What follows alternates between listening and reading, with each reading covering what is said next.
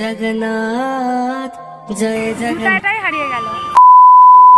Hi everyone, এটা দীঘার second part. সকাল থেকে রাত পর্যন্ত কি কি করলাম চলো সেগুলোই আজকে শেয়ার করব। এখন সূর্য ওঠা দেখে এসে সকালের খাবার খেতে লাইনে দাঁড়িয়ে গেছি। সকালের জল খাবারে ছিল মুড়ির সাথে ছোলা আলুর তরকারি। মুড়ি को हिंदी में क्या बोलते हैं? मुरमुरा ना कुरकुरा? मुरमुरा। তো মুড়মুড়া দিয়ে দো। এই যে আমরা এখন মুড়ি নেব, মুড়ি খাচ্ছি। মুড়ি খাচ্ছ? শুকনা মুড়ি খাচ্ছ ভুতু? এই যে মুড়ি আর তরকারি নিয়ে এখন গোল করে সবাই মিলে খেতে বসে গেছি। আর সত্যি কথা বলতে এরকম গোল করে সবাই মিলে খেতে বসার আনন্দটা একটু অন্যরকম হয়। চলো এখন আমরা সকলে রেডি হয়ে গেছি স্নান করতে যাওয়ার জন্য। হ্যাঁ ভালো লাগছে। তো চলো এখন আমরা বেরিয়ে যাই। এখন সকলে সুন্দর মতো রেডি হয়ে চলে এসেছি দীঘার সি বিচে। সকাল তখন ওই 10:30 থেকে 11টা বাজে। ভিড়টা তোমরা লক্ষ্য করতেই পারছো বিচের সামনে। চলো ভাই, যেহেতু হোটেল থেকে দীঘার বিচ ওই 5-7 মিনিট মতো, তাই যে যার আগে আগে চলে আসছে। আমরাই সবার লেট। এসেই দেখি আমাদের টিচার এখানে জলের মধ্যে এইভাবে শুয়ে আছে।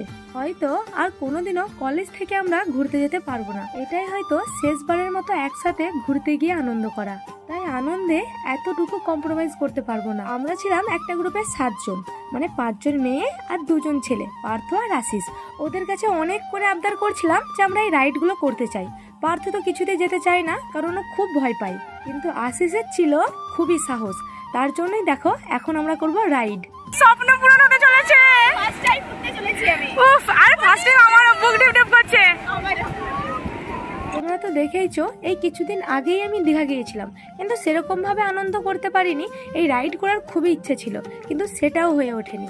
আর এবারেও যে হবে সেটা তো আমি কোনোদিন আশাই করিনি, কারণ আমরা তো জানতাম স্যাররা মোটেও এগুলো অ্যালাউ করবে না। আমি বারবার দীঘা এসে কিন্তু ফুলফিল করতে পারিনি। আজকে ফাইনালি সেটা পূরণ হতে চলেছে। আমাদের আনন্দ দেখে নিশ্চয়ই তোমরা বুঝতে পারছো যে আমরা কতটা এক্সাইটেড ছিলাম এই রাইডটা করার জন্য। আমরা এখন পড়ে যাবে গেছি আর সেই এক্সাইটেড আমরা কিন্তু জানেনই এবারে কি কেমন লাগছে। আমার ফোনটা ভিজে যাচ্ছে। যদি ফোন ভিজে যায় আর ভিডিও করব না।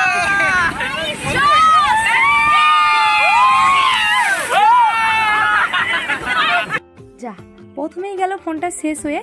এই যে ঝাপসা হয়ে গেছে, আর কিছুই দেখতে পাচ্ছি না। যখন পার থেকে অনেকটা দূরে দূরে যাচ্ছিলাম তখন দেখতেও যেমন ভালো লাগছিল, তেমন একটা ভয় কাজ করছিল মনের ভেতর। একটা মাঝ বরাবর দড়ি ছিল, সেটা অনেক শক্ত করে সকলে মিলে ধরে রেখেছিলাম, তাই পড়ে যাওয়ার মতো কোনো রকম চান্সই ছিল না।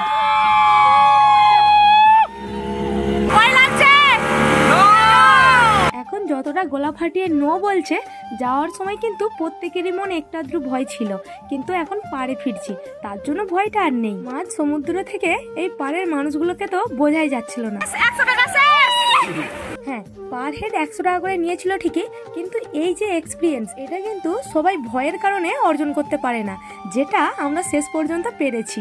এর থেকেও অনেক ভয়ানক সব রাইড রয়েছে সমুদ্রে, কিন্তু সেগুলো করার ক্ষমতা এখনো আমাদের হয়নি, মানে সাহস হয়নি। আবারও যখন সমুদ্রে যাব আর এই রকম সাহসী সঙ্গী সাথী পাবো, চেষ্টা করব অন্যান্য রাইড গুলোতে চাপার।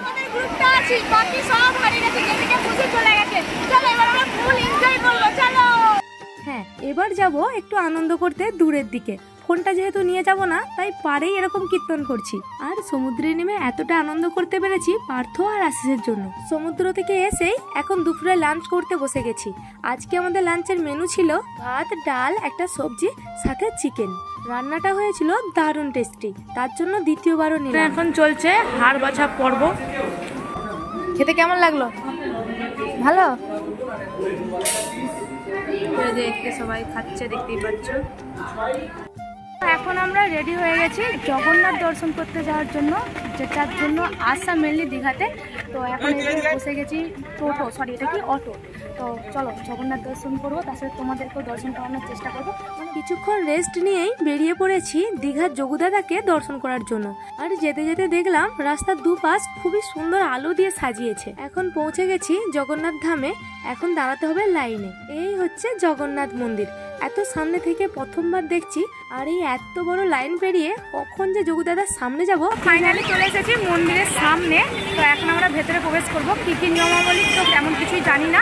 পুরীতে ফোন কেন, কোনো কিছুই অ্যালাউ করে না। এখানে কি কি নিয়ম রয়েছে সেটাও জানি না, সামনাসামনি গেলে তবেই বুঝতে পারবো। এখন সকলে এক জায়গায় জোরো করে পায়ের চপ্পলগুলো রেখে ভেতরে প্রবেশ করছি। লাইন ধরে চেকিং করে কিন্তু ভেতরে প্রবেশ করাচ্ছি। সকলে বিচ্ছিন্ন হয়ে গেছিলাম, মানে আলাদা আলাদা গাড়িতে করে এসেছি, আর এখানে এসে আবার এক জায়গায় হয়ে গেছি। এবার আমরা সবাই মিলে একসাথে জগন্নাথ দর্শন করবো। তো চলো, চেকিং হয়ে গেছে, এখন আবার চারদিকে আমরা ঘুরে দেখি। চলো, এই হচ্ছে দীঘার জগন্নাথ মন্দির। বাইরে থেকে ঠিক এমনটাই লাগছে দেখতে। এখন আমরা ভিড় ঠেলে এক পা করে এগিয়ে চলেছি জগন্নাথ দর্শনের জন্য। যারা এখনো পর্যন্ত দীঘার জগন্নাথ দর্শন করতে যাওনি তাদের মনের মধ্যে হয়তো অনেক রকম প্রশ্নই থাকবে। মন্দিরের ভেতরে ফোনকে অ্যালাউ করতে দিচ্ছে, টিকিট মূল্যই বা কত লাগছে। এর ক্ষেত্রে বলে রাখি, ভেতরে ফোন অ্যালাউ করতে দিচ্ছিল না এর আগের আমি যে কটা ভিডিও দেখেছিলাম, কিন্তু আমরা যখন গিয়েছিলাম ফোন অ্যালাউ করতে দিচ্ছে এবং কোনো রকম টিকিট মূল্য লাগছে না। হয়তো পরবর্তীকালে টিকিট মূল্যও লাগবে এবং ফোনও অ্যালাউ করবে না, হয়তো ওখানে জমা রেখেই ভেতরে প্রবেশ করতে হবে পুরীর জগন্নাথ ধামের মতোই। এখন আছি জগন্নাথকে দর্শন করার ঠিক আগের গেটটাই। দেখো তো, চারিপাশ পুরো আলোতে ঝলমল করছে, পরিবেশও হাজার হাজার ভক্তবৃন্দের আগমনে গমগম করছে। এরপরে আমরা দর্শন করতে পেলাম জগন্নাথ, সুভদ্রা এবং বলরামকে। কোনো রকম ওই 10 থেকে 20 সেকেন্ড মতো ওখানে দাঁড়াতে দিচ্ছে। আমি নিজে দর্শন করার পাশাপাশি যে তোমাদেরকেও দর্শন করাতে পারলাম এটাই অনেক। তোমরাও সকলে আমার ভিডিওর মাধ্যমে জগন্নাথকে একটু দর্শন করে নাও, আর খুব তাড়াতাড়ি দীঘাতে চলে আসো জগন্নাথকে দর্শন করার জন্য।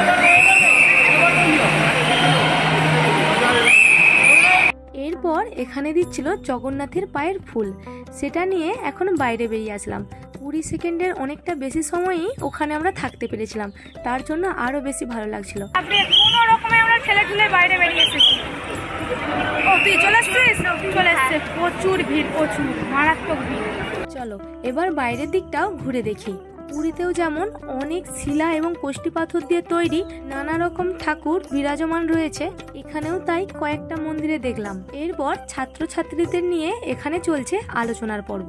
যা জানি যা জানি না সেই সব নিয়েই স্যার ম্যামেদের সাথে স্টুডেন্টদের এখন চলছে আলোচনা।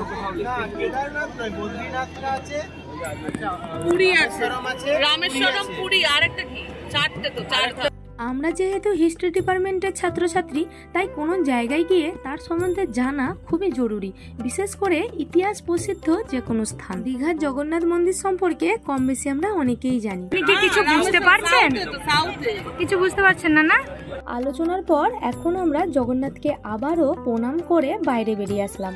এসেই আর এক বিপত্তি, এদিকে সবাই জুতো পেয়ে গেছে কিন্তু আমাদের একজন জুতো পাচ্ছে না। আমি জানি না কেন মানুষ এমন করে। জুতাটাই হারিয়ে গেল, আমাদের মিম রানী জুতা হারিয়ে গেছে, আর অনেকেরই ওই জুতো তো মিমের নয়, আবার অনেকেরই হারিয়েছে। যখন আমরা এইরকম ভাবে লাইট জেলে জেলে জুতা খুঁজছিলাম তখন অনেকেই বলছে আমাদেরও এক পায়ের জুতা হারিয়ে গেছে, আবার কেউ বলছে 2 জোড়াই হারিয়ে গেছে। যাই হোক, এরপর আমরা অনেক খোঁজাখুঁজি করেছি, তারপরেও আমরা জুতা খুঁজে পাইনি। এদিকে স্যারেরাও বেরিয়ে চলে গেছে। এখান থেকে এখন আমরা যাব সকলে মিলে ওল্ড দীঘাতে। এই জুতা খোঁজার চক্করে অনেকটা সময় আমাদের নষ্ট হয়ে গেল। এখন আমরা সকলে মিলে খুঁজছিলাম টয়লেট খুঁজতে খুঁজতে এসেছি। তো মন্দির থেকে এর অপোজিটে, মানে মন্দিরের অপোজিটে, তোমরা দেখালেই বুঝতে পারবে। এই যে সামনে মন্দির, এর অপোজিটে। ওখানে যে কাউকে জিজ্ঞাসা করলেই তোমাদেরকে দেখিয়ে দেবে। বাইরে গিয়ে আমরা অনেক সময় নানা রকম প্রবলেমে পড়ি, যেমন আমরা পড়েছিলাম, তাই তোমাদেরকেও দেখিয়ে রাখলাম। এরপর আমরা এখন টোটো ধরে যাচ্ছি ওল্ড দীঘাতে। আর দেখো রাস্তাটা কত সুন্দর সাজিয়েছে। বিশ্ববাংলা গেটের কাছে না গিয়েই এখন আমরা আগে চলে এসেছি মার্কেটে কিছু কেনাকাটা করার জন্য। এখানের এই ইয়াররিংস এবং টপস গুলো দেখো কি সুন্দর লাগছে না, কিন্তু দামটাও সেরকমই বলছে। তারপর এখানে এই ফ্রির আয়নাতে একটু মুখ দেখে নিলাম, কিনি আর নাই কিনি। কত করে বলছে এগুলো? 120। ভালো লাগছে কিন্তু।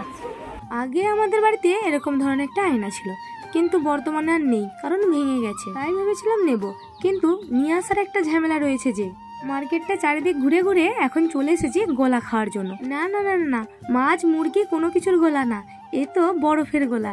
অনেক দিন পর আবারও গোলা খেলাম, তাই খুবই ভালো লাগছিল। আর কল্যাণী তো প্রথমবার গোলা খাচ্ছে, তার জন্য ওর তো আরো বেশি ভালো লাগছে।